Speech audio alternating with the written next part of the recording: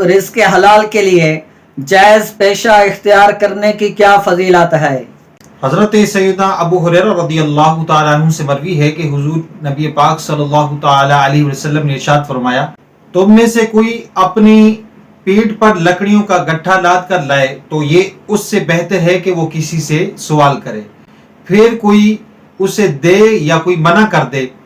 اور اسی طریقے سے حضرت سیدنا عبداللہ بن عمر رضی اللہ تعالیٰ عنہما سے مروی ہے کہ حضور نبی رحمت شفیع امت صلی اللہ تعالی علیہ وآلہ وسلم نے ارشاد فرمایا، اللہ عز و جل کسی پیشے کے ذریعے طلب معاش میں مشغول مومن کو محبوب رکھتا ہے۔ کون سا عمل وہ گناہ مٹاتا ہے جنہیں نماز، روزے اور حج نہیں مٹاتے؟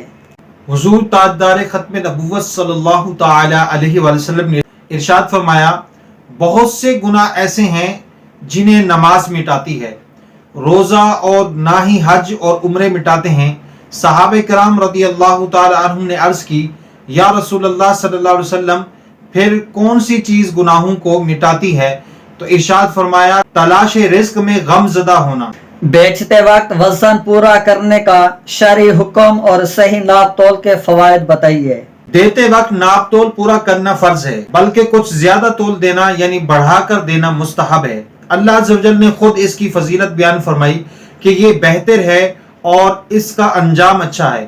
آخرت میں تو یقیناً اچھا ہی انجام ہے، دنیا میں بھی اس کا انجام اچھا ہوتا ہے کہ لوگوں میں نیک نامی ہوتی ہے جس سے تجارت چمکتی ہے۔ آج دنیا بھر میں لوگ ان ممالک سے خریدنے میں دلچسپی رہتے ہیں جہاں سے صحیح مال صحیح وزن سے ملتا ہے، اور جہاں سیب کی پیٹیوں کے نیچے آلو پیاز نکلے، پہلی تائے اعلیٰ درجے کی نکلنے کے بعد نیچے سڑا ہوا مال نکلے، تو وہاں کا جو انجام ہوتا ہے وہ سب سمجھ سکتے ہیں۔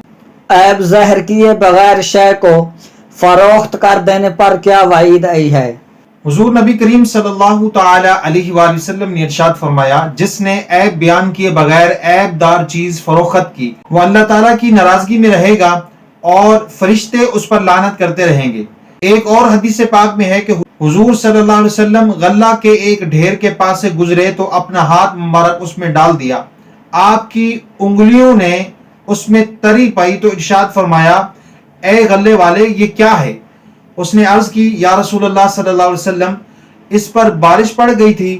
آپ صلی اللہ علیہ وسلم نے فرمایا، تو نے گیلا غلہ اوپر کیوں نہ کر دیا تاکہ لوگ اسے دیکھ لیتے؟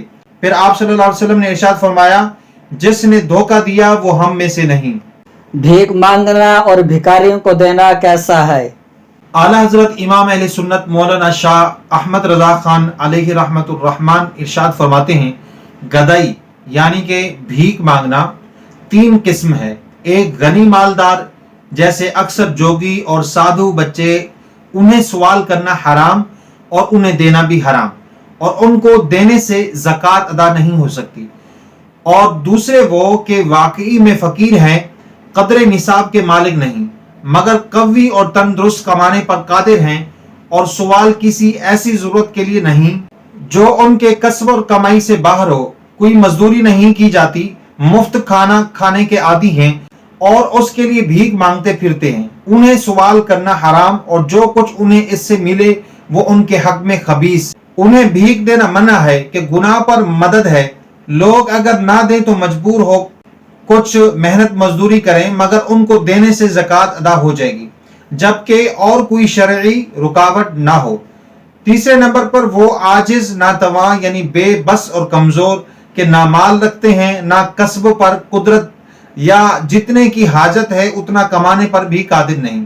انہیں بقدر حاجت سوال حلال اور اس سے جو کچھ ملے ان کے لیے طیب، اور یہ عمدہ مصارف زکوٰۃ سے ہیں، اور انہیں دینا باعث اجر عظیم۔ یہی وہ ہیں جنہیں جھڑکنا حرام ہے۔